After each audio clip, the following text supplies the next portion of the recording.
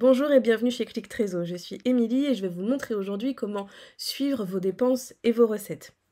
Tout va se passer depuis cet onglet comptabilité, ensuite vous allez cliquer sur la tenue de compte et ici vous allez voir afficher la liste des comptes que vous avez enregistrés dans Click Trésor.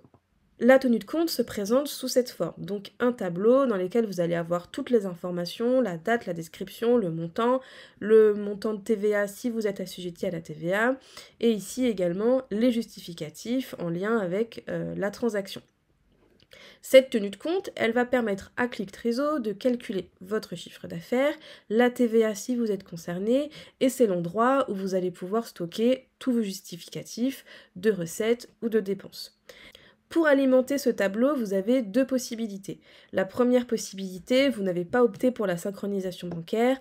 Dans ces cas-là, vous allez devoir renseigner les transactions une par une manuellement en cliquant sur le plus juste ici. Et ensuite, vous allez venir remplir le champ de formulaire, déposer votre justificatif à cet endroit-là. Si vous avez opté pour la synchronisation bancaire, vous allez voir apparaître un bloc comme ceci, avec le bouton « Vérifier et classer les transactions ».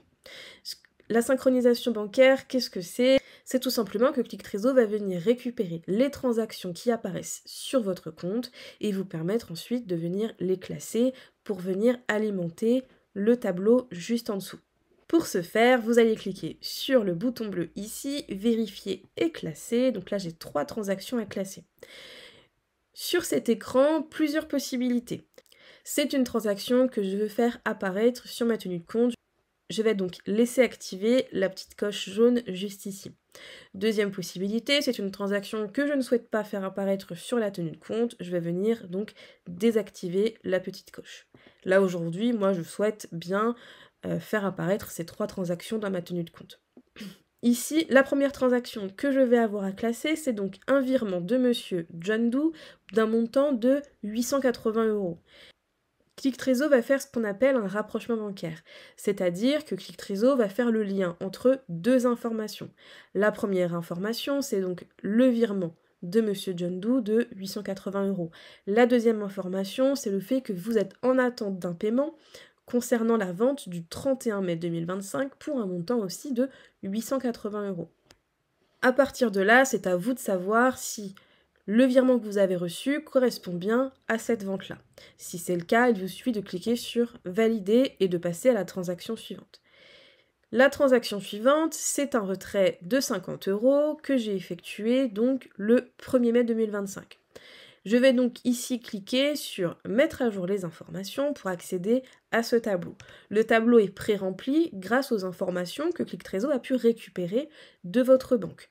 Vous n'aurez plus qu'à vérifier toutes les informations, renseigner ici un justificatif et ensuite cliquer sur « Modifier ».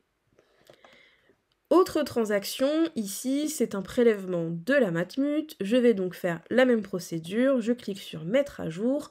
Je vérifie les informations. Ici, je vais saisir qu'il n'y a pas de TVA, intégrer ma facture à ce niveau-là et cliquer sur « Modifier ».